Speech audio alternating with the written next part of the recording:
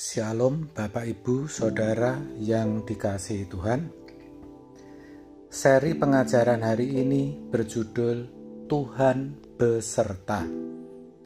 Saudara, dalam doa Bapa kami, Tuhan Yesus mengajarkan kita kalimat "Datanglah kerajaan-Mu".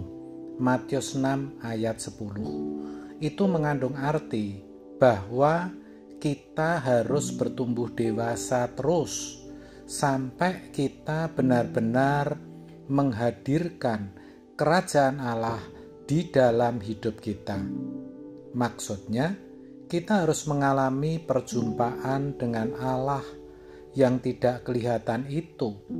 Perjumpaan yang benar-benar kita rasakan, kita alami secara konkret dan nyata, sampai kita tidak bisa tidak percaya bahwa Tuhan itu ada, sebab hidup kita dilingkupi oleh kehadirannya. Kita benar-benar menghayati Allah yang hidup dari pengalaman konkret, bukan hanya di dalam pikiran. Pikiran tidak bisa menghayati secara penuh, tetapi perasaan dan fisik kita bisa, karena Allah itu nyata dan hidup. Saudara, kehadiran Tuhan dalam hidup ini tentu juga bisa dirasakan melalui semua indera kita. Tetapi tentu saja untuk merasakan dan mengalami Tuhan, kita tidak mengandalkan pengalaman indera jasmani. Walaupun panca indera kita ini bisa berinteraksi dengan Allah, tetapi bukan itu yang utama, karena Tuhan mengajarkan kepada kita untuk percaya walau tidak melihat. Saudara, Bapa di surga itu sayang kepada kita, sangat sayang. Dia rindu melingkupi kita dengan kehadirannya. Itulah sebabnya segala hal yang duniawi seperti tontonan, hiburan, hobi, atau kesenangan apapun yang melingkupi diri kita harus kita buang. Sebab kalau tidak, Allah tak dapat melingkupi kita. Ibarat terang dan gelap yang tidak bisa menyatu. Demikianlah Allah dengan kita. Dalam Matius 6 ayat 24, Tuhan Yesus berkata, "Kamu tidak dapat mengabdi kepada dua tuan." Pengabdian kita harus kepada Tuhan saja, titik. Segenap hidup kita tidak boleh ada yang tersisa, semua hanya untuk Tuhan saja. Dan Tuhan menghendaki demikian. Jangan ada padamu Allah lain di hadapanku. Maka saudara, jangan buka celah sedikit pun untuk yang lain. Kalau memang kita menyembah Allah dan Bapa Tuhan kita Yesus Kristus, ya menyembahlah hanya kepadanya. Jangan menyembah kepada siapapun yang lain.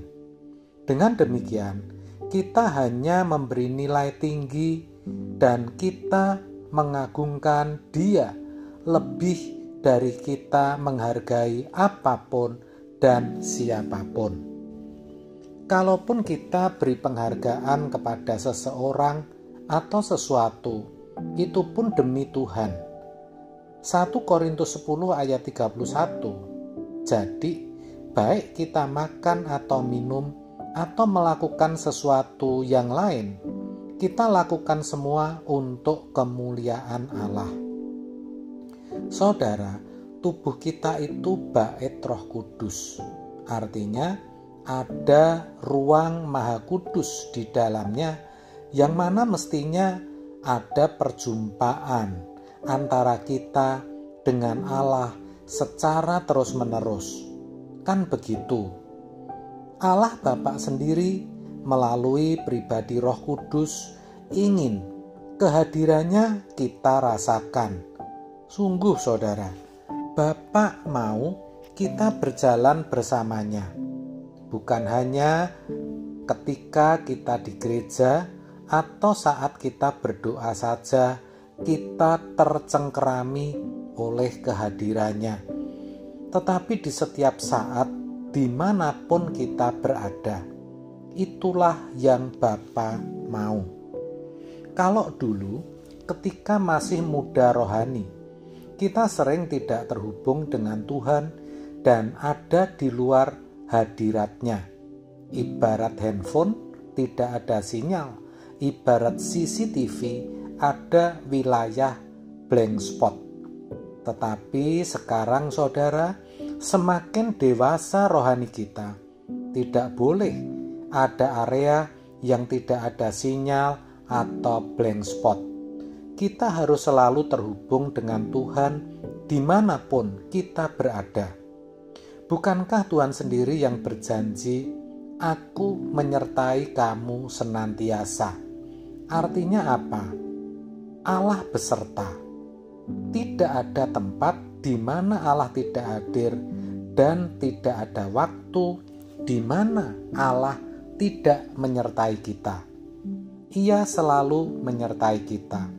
Ia Allah Immanuel.